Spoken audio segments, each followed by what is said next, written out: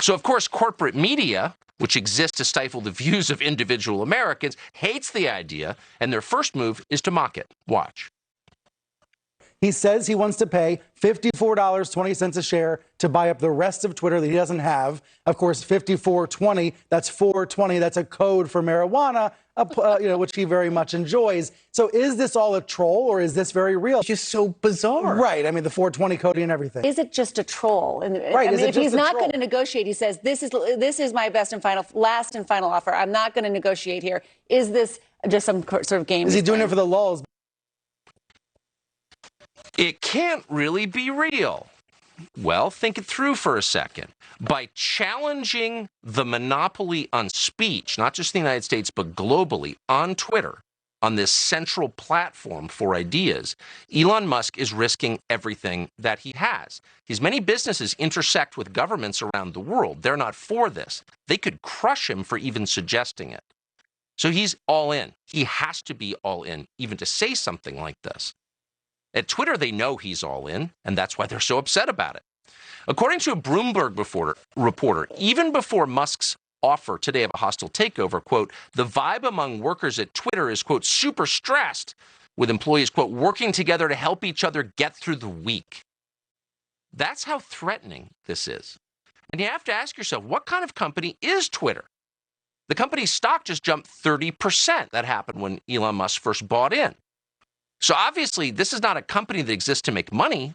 This is a company that exists to censor speech. That's its whole purpose. The Biden administration certainly understands this, and they've already made a move to intimidate Musk into backing off.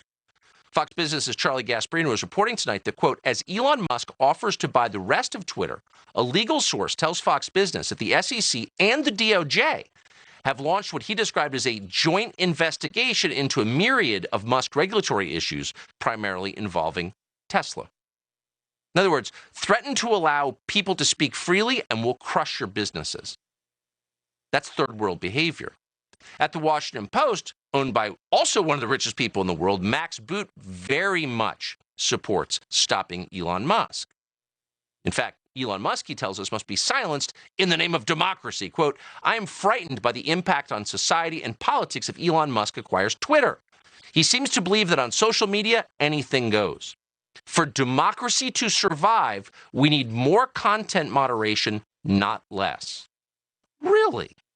So for democracy to survive, the citizens in the democracy need to talk less, need to express their opinions more guardedly, need to shut up? What kind of democracy are we talking about? It's not democracy as the Athenians or the founders of this country understood it. Democracy is a euphemism for letting our mafia run your country for our benefit.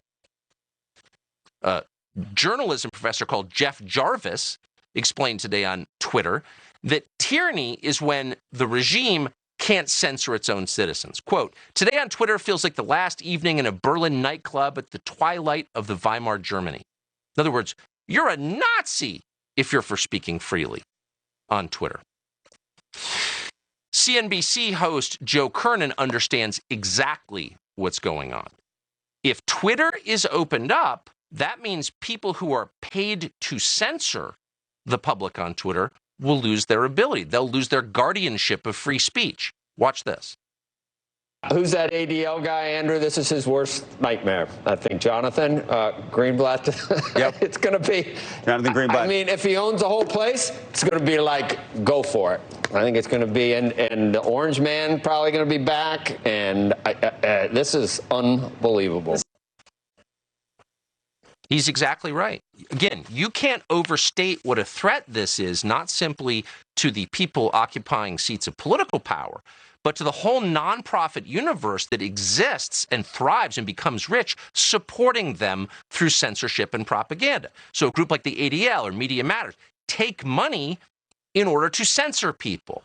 They issue some report calling you a racist, and then social media shuts you down.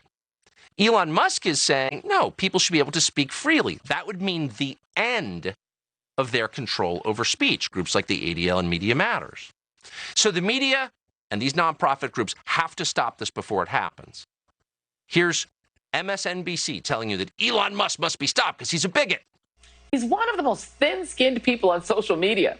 And this week, he tried to come for Senator Elizabeth Warren, who tweeted, let's change the rigged tax code so that the person of the year will actually pay taxes and stop freeloading off everyone else. Well, Elon wasn't happy, so he did what he always did and stomped his little feet and insulted Senator Warren, calling her an angry mom and referring to her as Senator Karen. So for so many reasons, being a freeloader and a selfish and disrespectful one, and for misappropriating black vernacular for misogynistic purposes, Elon Musk is the absolute worst.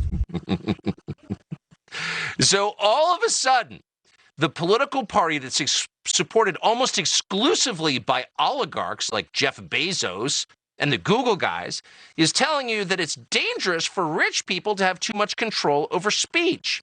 Really? Facebook is controlled by one person, Mark Zuckerberg, but that's not a threat because Mark Zuckerberg is happy to work on behalf of the Democratic Party. Once again, if anything, we are understating what a big deal this move on Twitter by Elon Musk is. If free speech is restored to even one big social media platform, it all comes tumbling down.